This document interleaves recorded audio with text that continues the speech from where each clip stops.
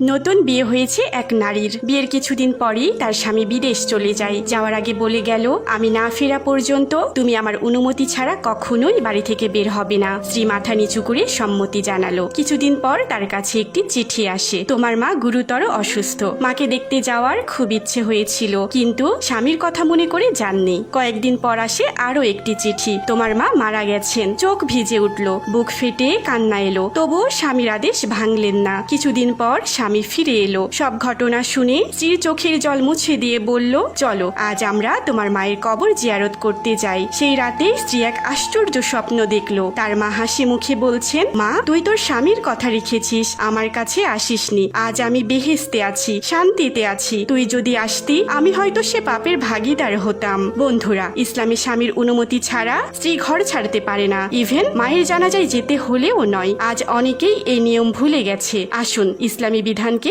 সম্মান করি। আল্লাহর সন্তুষ্টি আমাদের সবার লক্ষ্য হোক।